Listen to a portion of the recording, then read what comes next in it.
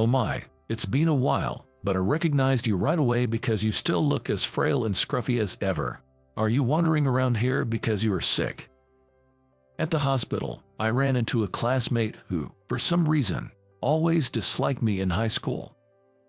"You've always been weak-minded and incompetent, but to be physically weak as well is just the worst. How pitiful." "Well, I'm actually your attending physician." "Excuse me." "My name is James. I work as a resident doctor at the hospital."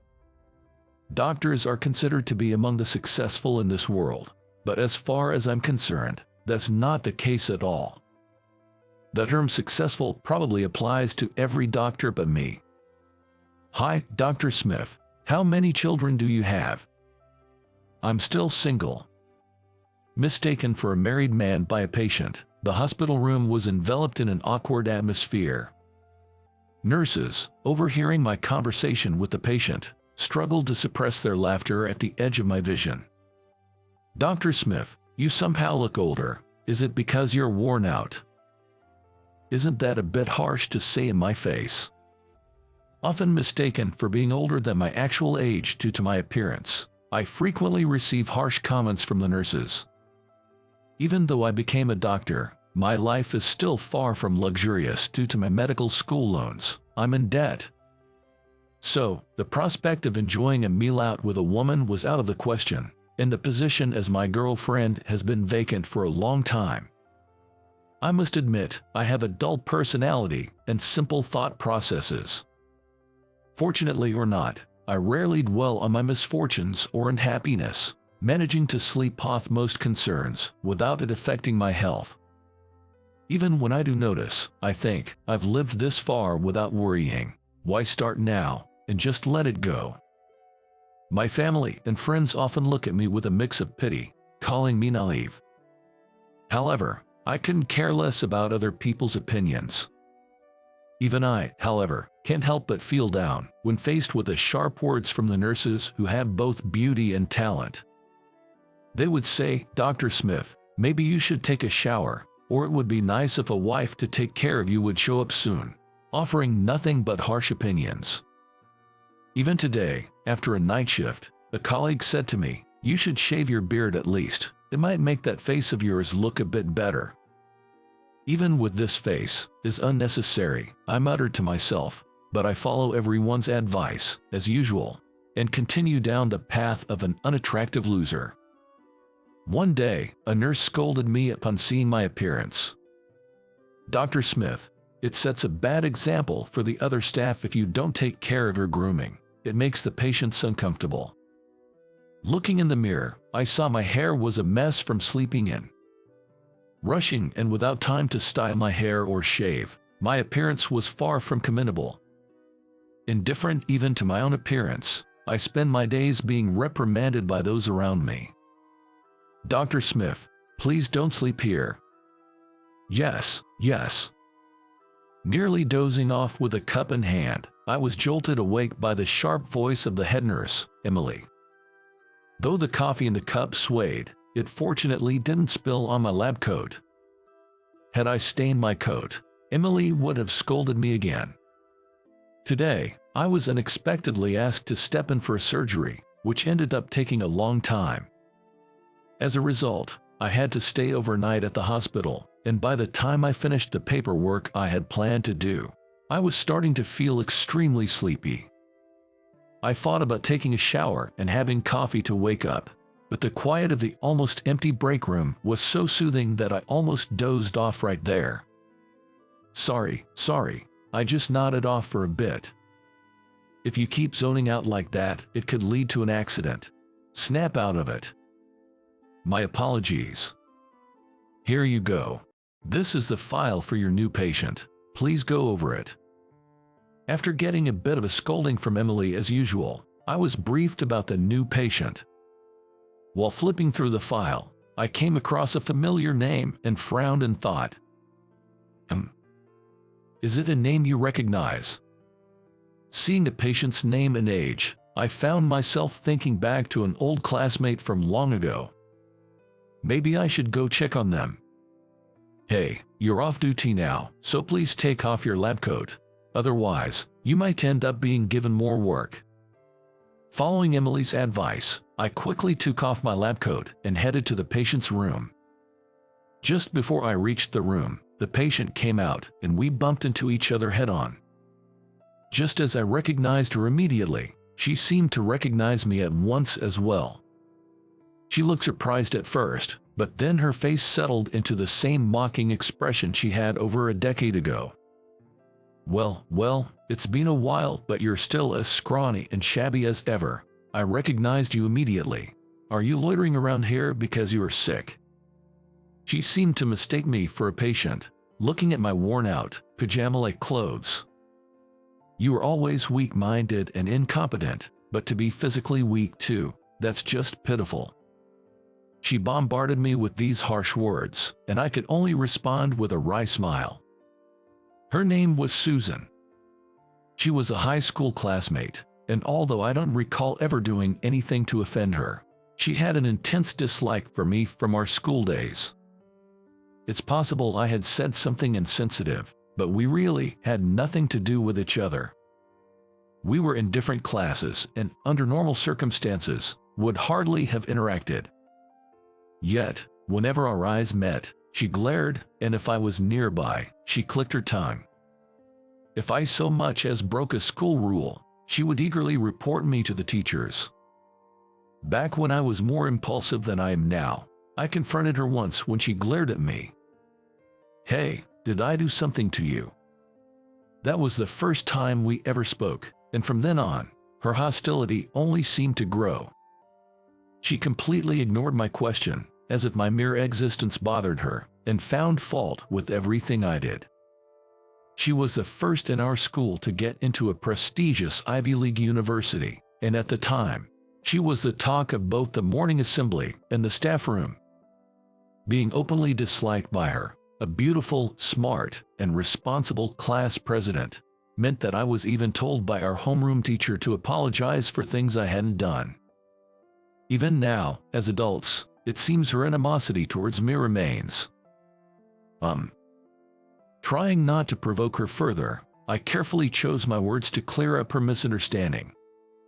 Actually, I'm your attending physician. What? Her face froze at my words. Didn't you know, my last name is Smith? I only sought a last name. I had no idea you were my doctor. I recognized you immediately. It seems you haven't changed your last name, so you're not married. I realized I had misspoken when the atmosphere around her turned icy. Susan's face morphed into a terrifying scowl, and by the time I realized I shouldn't have mentioned her marital status, she had turned her back on me in indignation and stormed back into her room.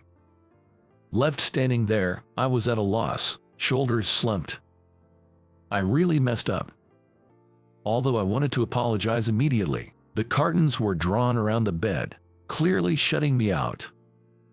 I could already envision a complaint reaching the hospital and getting a severe reprimand from Emily. The next day, I resolved to apologize to her and headed to her room. I was bracing myself for a complaint from her, but surprisingly, there was none from her. However, that's not to say there was absolutely nothing. A nurse who happened to pass by and overheard the conversation reported it, and through a different route, I still ended up getting scolded by Emily. I guess I'm the guy who's not only unpopular but also unlucky. As I approached Susan's hospital room with heavy steps, I could hear a man's voice through the slightly open door. Just when I thought you could finally work at a decent place, this happens. I'm utterly disappointed in you. The harsh words from the man made me freeze in place. I've been subjected to various sarcastic comments, but I've never been spoken to with such coldness. Why can't you be like your sister? You always drag the family down with such shameful actions. The following woman's voice sounded distressed. It can't be helped. She's doing her best in her own way. Expecting more is just pointless.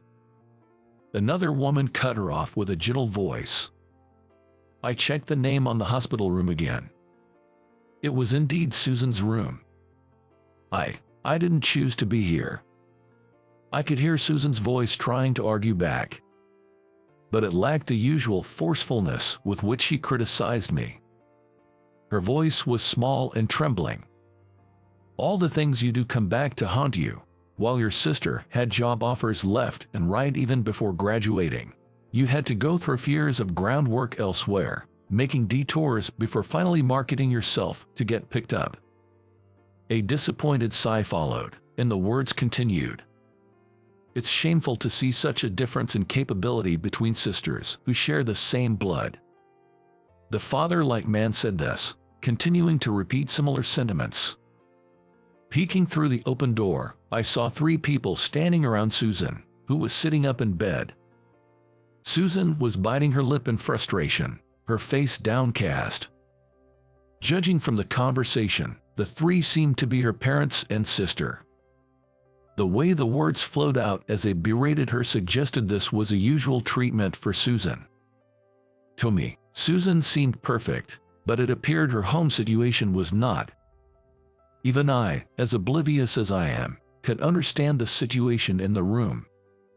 Personal feelings aside, this is a hospital for the patients, and I am her attending doctor. I knocked vigorously on the door, not waiting for a response before opening it and stepping into the room. All 4 pairs of eyes pierced through me, but I'm not one to flinch at mere stares. "Hi, I'm Dr. Smith, the attending physician. Nice to meet the family, and please, leave soon. Visits that burden the patient are not allowed." While the parents were taken aback, the sister quickly recovered from my surprise attack and started speaking boldly. "What are you talking about? Are you saying it's not a problem for you to intrude on our family gathering?"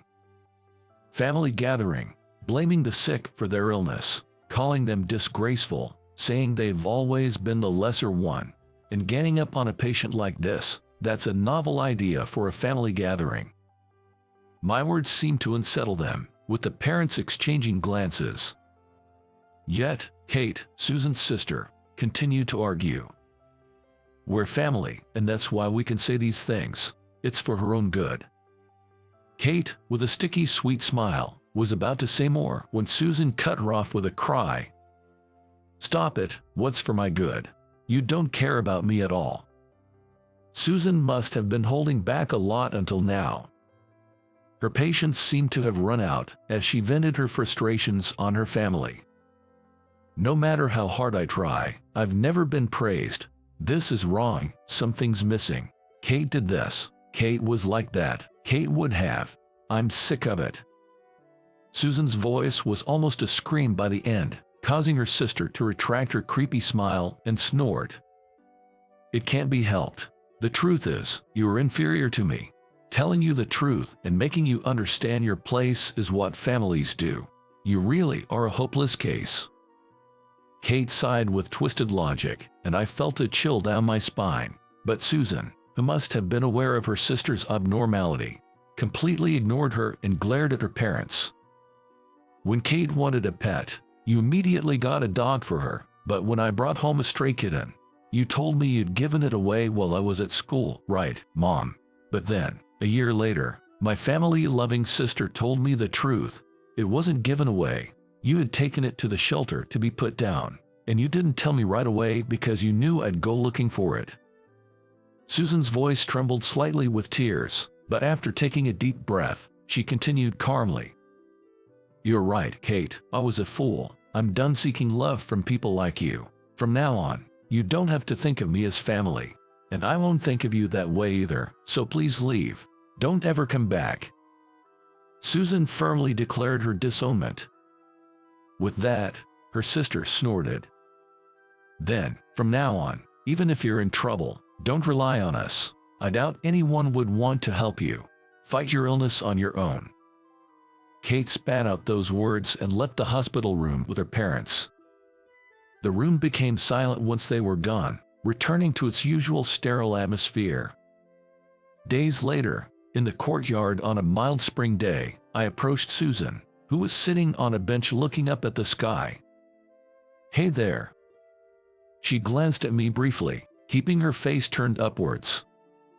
Since the day she broke ties with her family, Her prickly attitude towards me had softened somewhat, but it hadn't disappeared entirely. I still got a sharp comment whenever we met. "Are you sure it's okay to have such an unreliable doctor?" That's a harsh way to put it.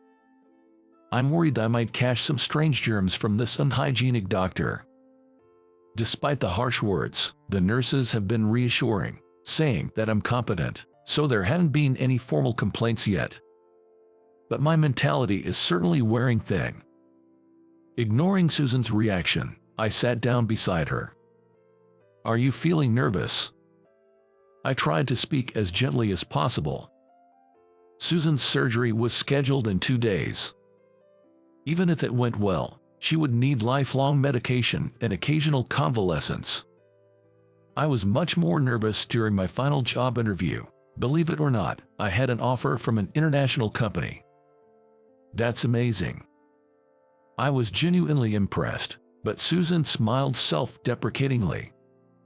"Well, I had to decline it because of my illness. My family was disappointed, and they lashed out at me. It was a mess." Far from receiving sympathy from her family, she was actually in such a situation. They probably blamed her more for declining the job offer rather than worrying about her illness.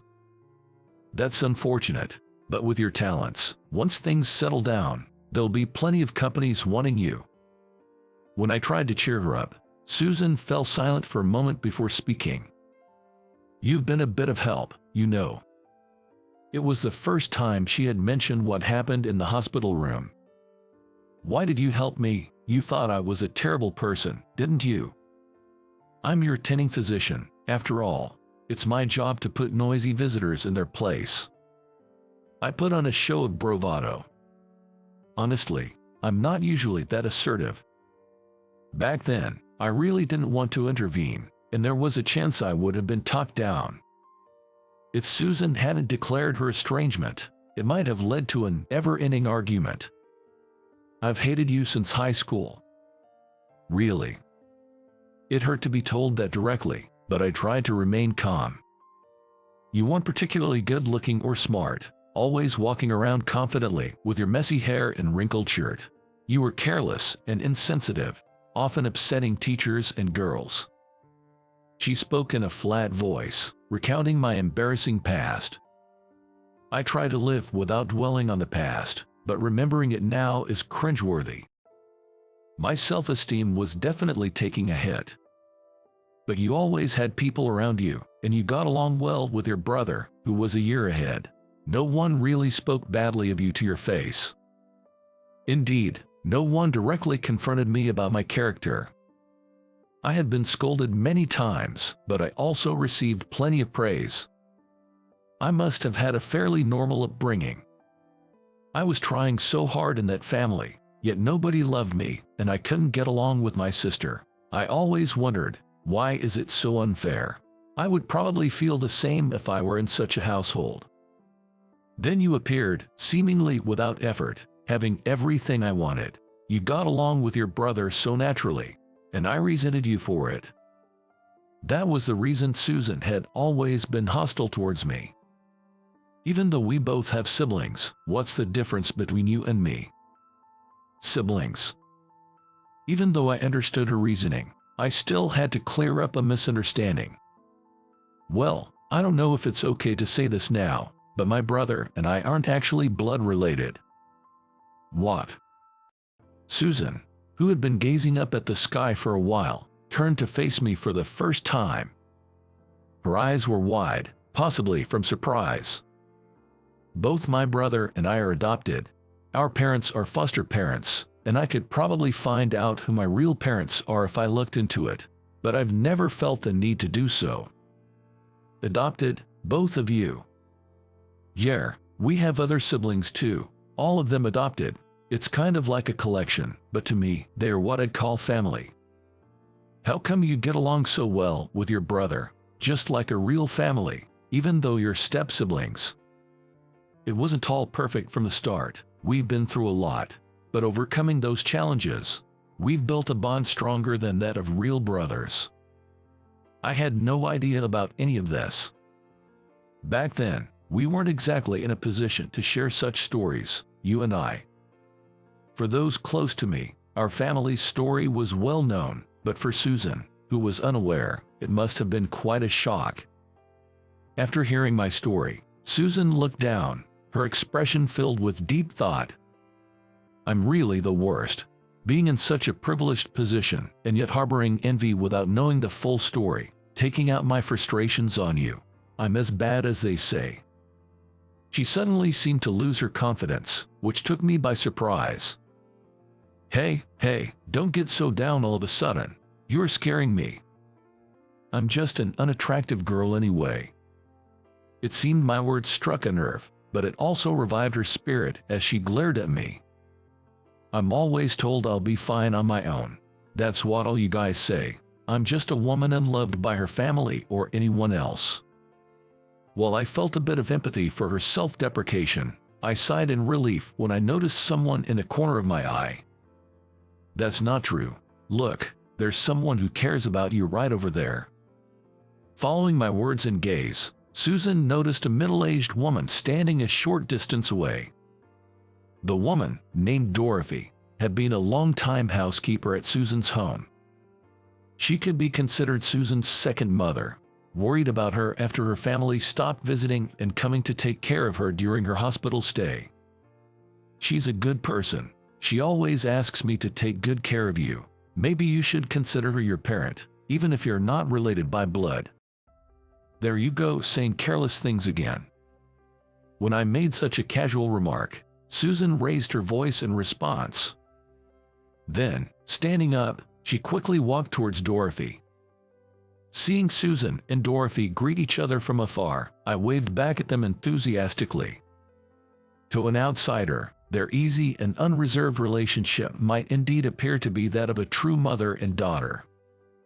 For someone like me, who grew up without parents, the concept of blood relation seems trivial. If there's mutual respect and affection akin to that of a parent and child, that's what I consider a family. As I absent-mindedly watched Susan and Dorothy enter the ward, the sound of the hospital's intercom system reached my ears. It's likely Emily is looking for me again. With a sense of resignation, I started walking as if to follow the two of them. I need to do my best as a doctor to ensure they can continue to enjoy their close relationship,